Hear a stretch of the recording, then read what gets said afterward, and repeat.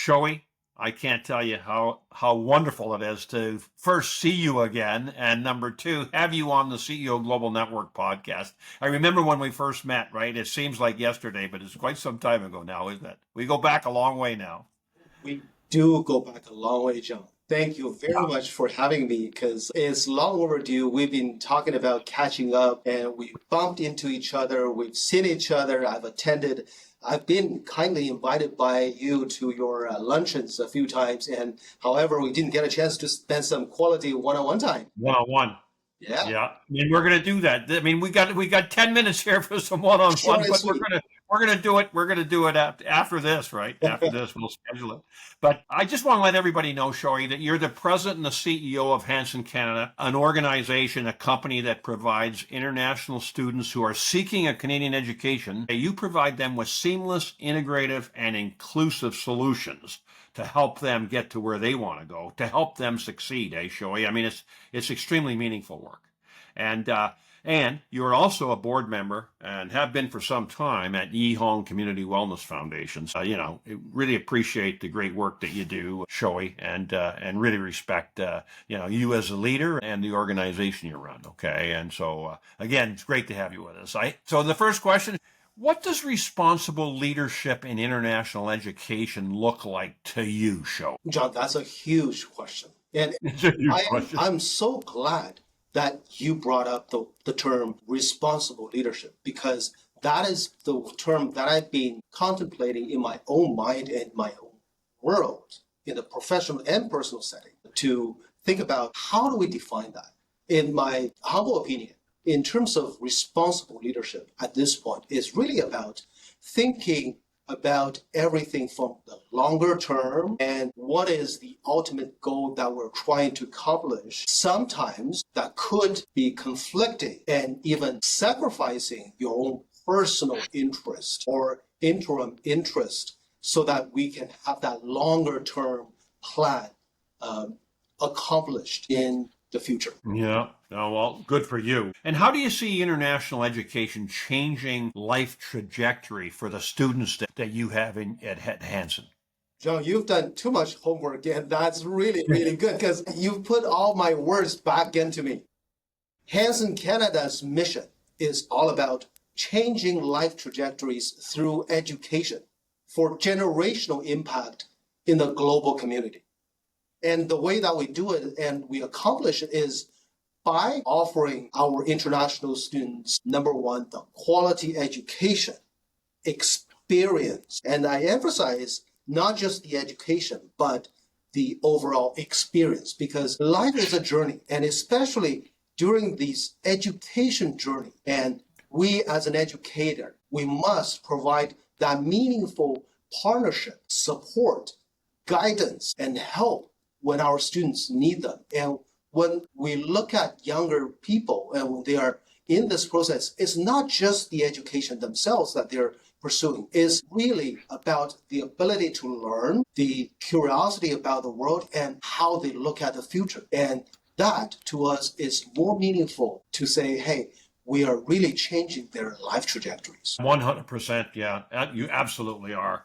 And, let's talk about accountability for a second. Shouyi, what role does accountability play in building trust and in building results in education? In that sense, I think there's at least two perspectives that we can delve into. Number one is from more of the macro level, which is when we talk about nation building, we're talking about the national level strategic plans, how to make Canada a great country, a beautiful country that everyone wants to look at us as an example in the world, on the world stage.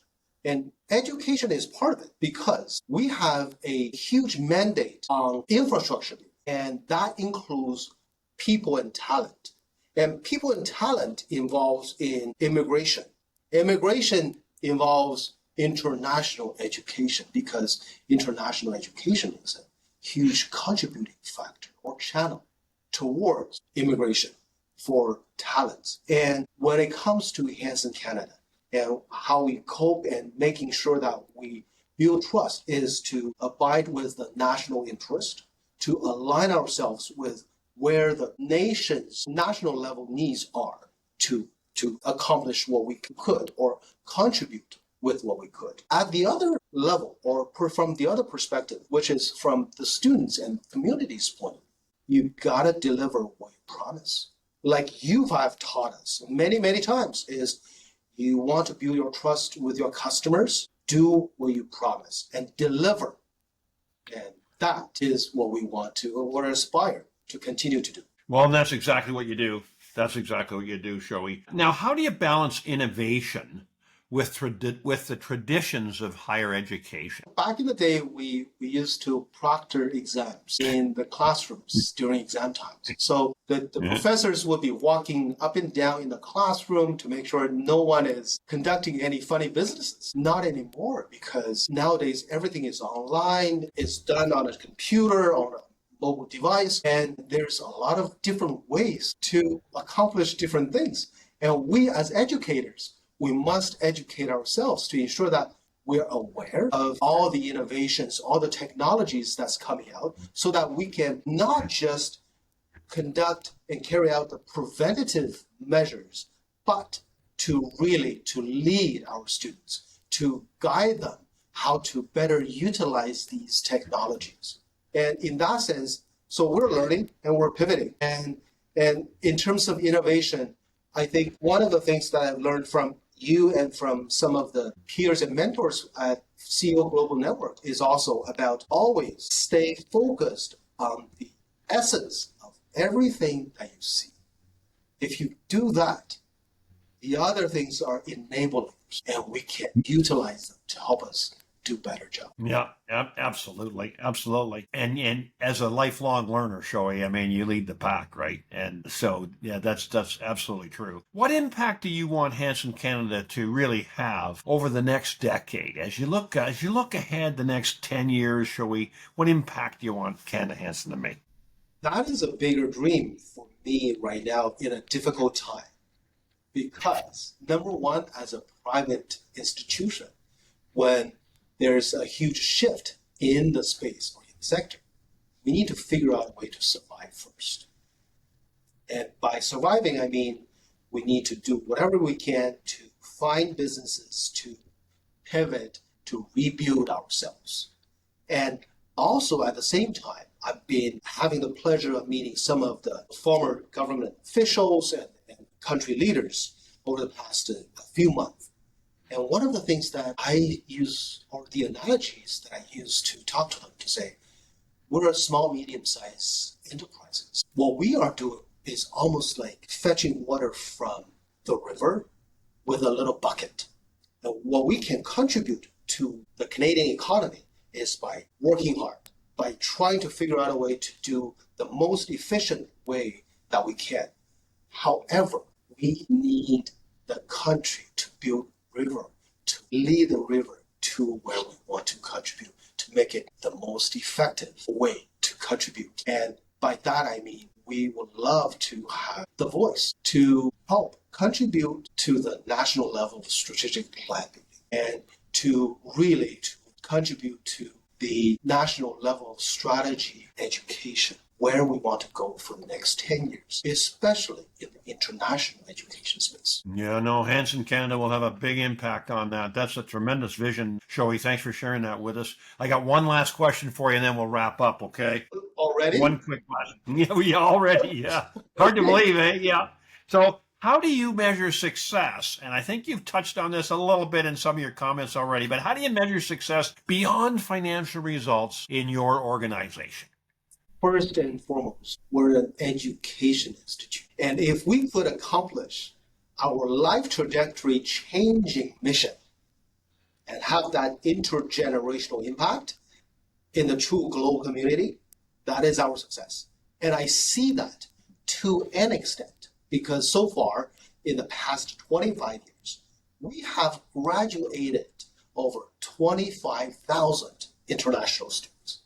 And by that, I mean, we've been part of the life journey with 25,000 lives, and hopefully we've made a little bit of impact.